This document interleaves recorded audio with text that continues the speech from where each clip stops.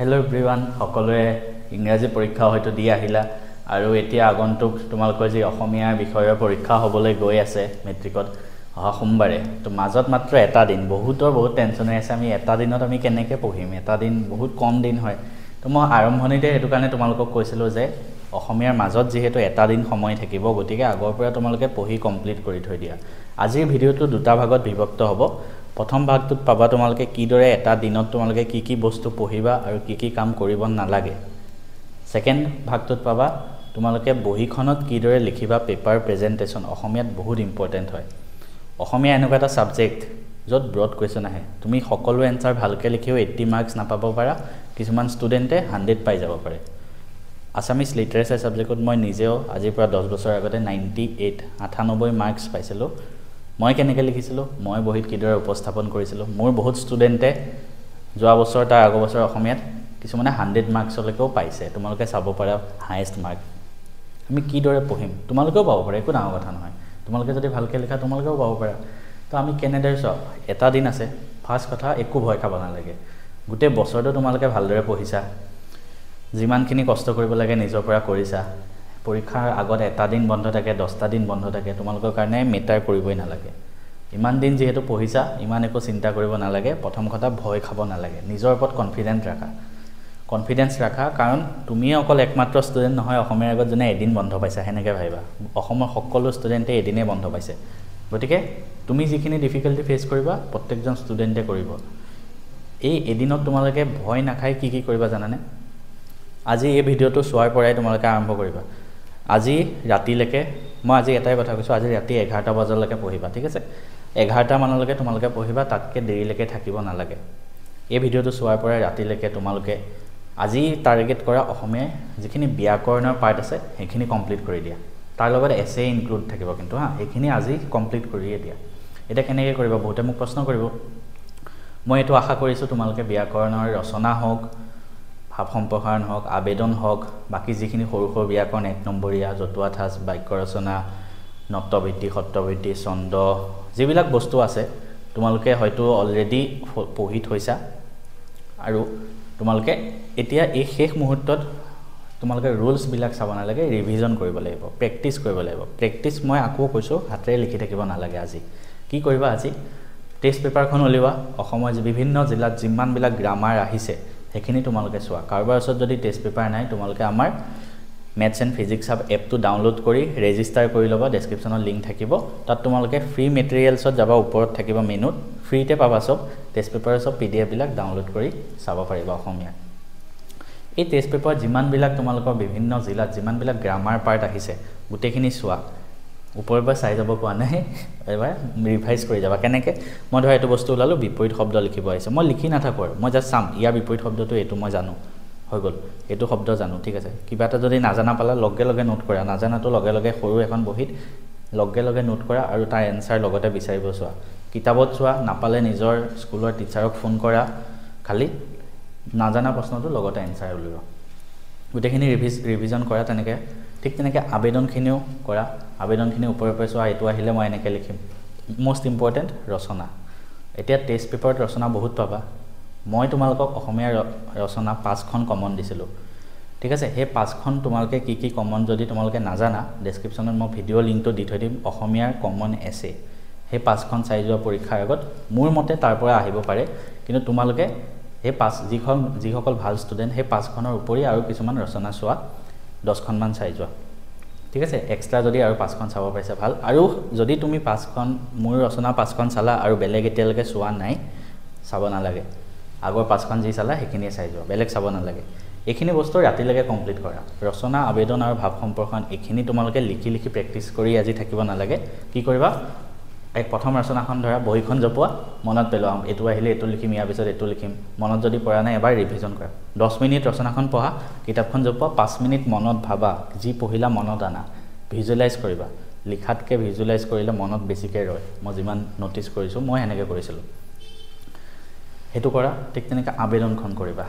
এখিনি তোমালোকৰ আজি কমপ্লিট হ'ব আৰু এটা কথা কৈ দিও অসমীয়া গ্ৰামাৰৰ মই দুদিন মান আগতে এটা ভিডিও দিছিলো ইম্পৰ্টেন্ট বুলি নহয় তাত কিছুমান ছন্দ আছিল নক্তবৃত্তি সত্ৰবৃত্তি বাক্য ৰচনা বিপৰীত শব্দ গোটেইবোৰ বস্তু কম্পাইল কৰি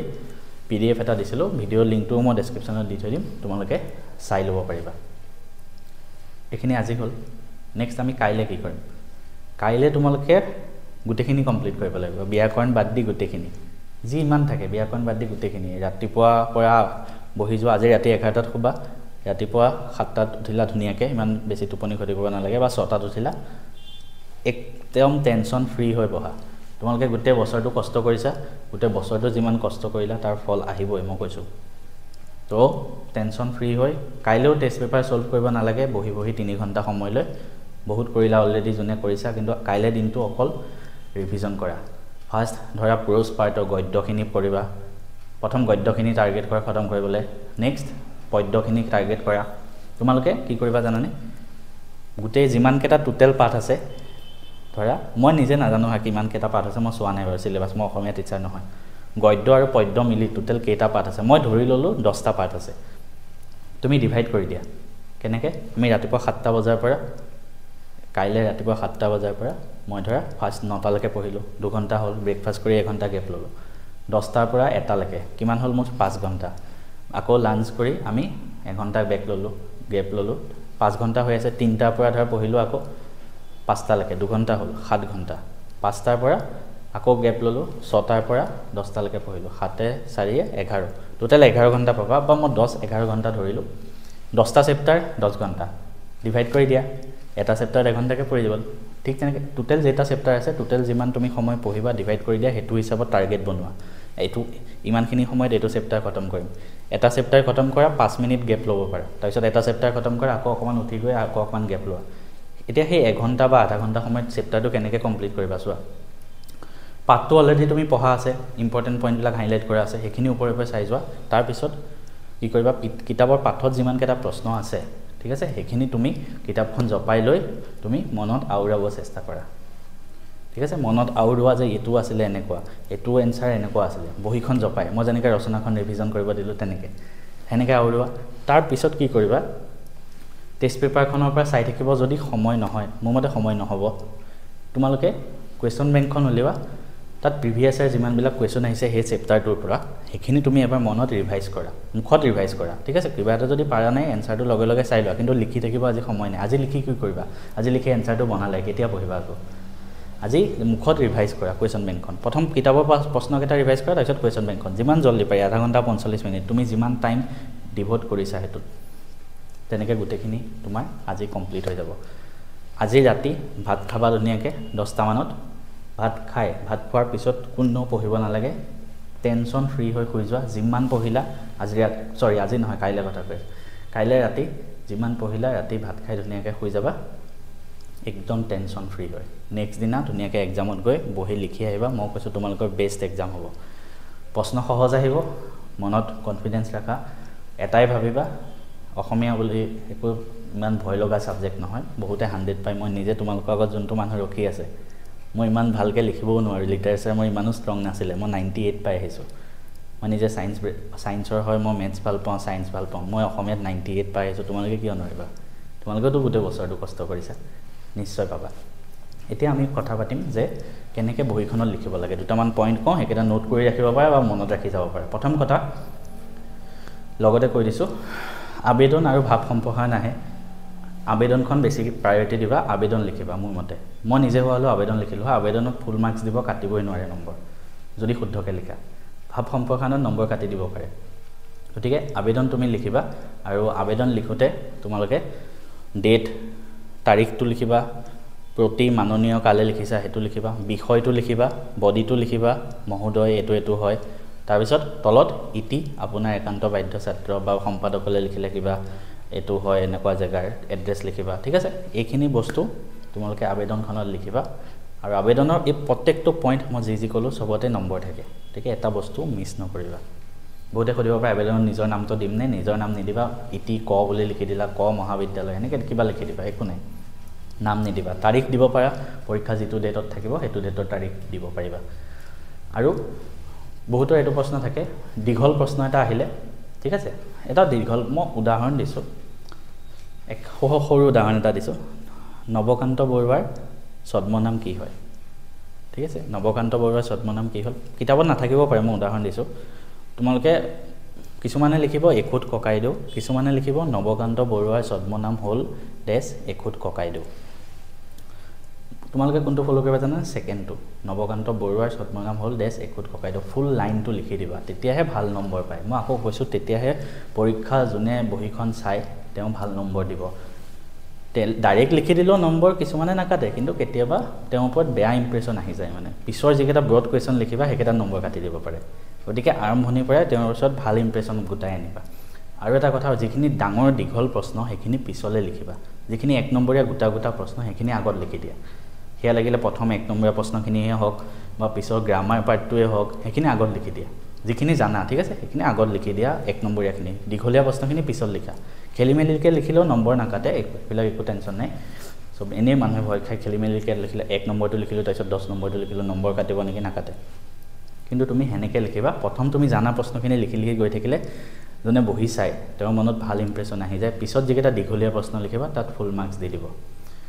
আবেদন যিখন লিখিবা, প্ৰতিবেদন যিখন লিখিবা, এটা পেজত খতম কৰিবা। ৰচনা যিখন লিখিবা, এটা নতুন পেজৰ পৰা আৰম্ভ কৰিবা। ৰচনা ধৰা তোমাৰ প্ৰিয় সাহিত্যিক আহিল, এটা নতুন পেজৰ পৰা তুমি আৰম্ভ কৰিবা। এটা প্ৰশ্ন উত্তৰ লিখি যদি আধাত শেষ হৈ যায়, সেই বাকী যিখিনি জেগা থাকিলে সেইখিনিত এটা বেলেগ সৰু প্ৰশ্ন এটা এড কৰি দিয়া। পাঠটো এনেই এৰি থৈ নাহিবা, সেইটোও বেয়া ইম্প্ৰেশ্যন আহে। পিছত এটা নতুন পেজৰ পৰা ধুনীয়াকৈ ৰচনাখন আৰম্ভ কৰিবা আৰু শেষ কৰিবলৈ চেষ্টা কৰিবা এটা বেলেগ পেজত, কমপ্লিট পেজত, মানে ঠিক আছে। এটা পেজ বুলি কোৱা নাই, এটা নতুন পেজৰ পৰা ৰচনা আৰম্ভ কৰিলা, লিখি লিখি গ'লা, নেক্সট পেজত আহিল, তাৰ নেক্সট পেজত আহিল, শেষ কৰোঁতেও গোটেই পেজটোত খতম কৰি দিবা। তেনেকৈ 2-3টা পেজ যিমান লিখা। আৰু ৰচনা যদি তোমাৰ প্ৰিয় সাহিত্যিক আহে, তুমি কি লিখিবা? মোৰ প্ৰিয় সাহিত্যিক। প্ৰশ্নত আহিব তোমাৰ প্ৰিয় সাহিত্যিক, তুমি ওপৰত টাইটেলটো তোমাৰ বুলি নিলিখিবা, মোৰ বুলি লিখিবা। বহুতে তাত নম্বৰ কাটি দিব পাৰে, কিন্তু মোৰ বুলি লিখিবা। আৰু ৰচনা তুমি পঢ়োঁতে হয়তো বিষয়বিলাক বেলেগ বেলেগ আছে, আৰম্ভণি, সামৰণি, মাজত সাহিত্য কৰ্ম। ধৰ প্ৰশ্নত আহি গ'ল আৰম্ভণি, সামৰণি, মাজত তেওঁৰ কৰ্মৰাজি, তো তুমি সেইটো হিচাপত লিখিবা। প্ৰশ্নত যিটো বিষয় দিয়ে সেইটো হিচাপত তুমি ৰচনাখিনি লিখি লিখি যাবা। সেইখিনিয়ে ক'ব আছিলে মোৰ তোমালোকৰ প্ৰতি। আৰু লিখোঁতে সদায় ভালকৈ লিখিবা, নাজানাখিনি পিছত লিখিবা, প্ৰশ্ন এৰি থৈ নাহিবা। কিবা এটা প্ৰশ্ন নাজানা একদম লাষ্টত লিখা, কিবা হ'লেও লিখি থৈ আহা। মাৰ্কছ পোৱাটো চান্স থাকিব ন, লাষ্টত লিখি থৈ আহা। আৰু কাটা কুটা বেছি নকৰিবা, কাটিলে এটা লাইন দি কাটি দিবা, বেছি নাকাটিবা, ঠিক আছে। এইখিনি হ'ল। মই তোমালোকৰ লগত আছোঁ, এতিয়াও আছোঁ, সদায় থাকিম। কাৰোবাৰ কিবা ডাউট থাকিলে মোক কমেণ্টত দিয়া, মই চবৰে ৰিপ্লাই দিম ডাউটৰ, ঠিক আছে। একো টেনশ্যন ল'ব নালাগে। কেইদিনমান আগতে মই অসমীয়া ইম্পৰ্টেণ্ট প্ৰশ্ন কেইটামানো দিছিলোঁ, সেইকেইটা ভিডিঅ' লিংকো ডেছক্ৰিপশ্যনত দি থৈ দিম। ডেছক্ৰিপশ্যনত যিকেইটা ভিডিঅ' থাকিব গোটেইকেইটা চাই লোৱা, আৰু ভিডিঅ'টো চবকে শ্বেয়াৰ মাৰি দিয়া।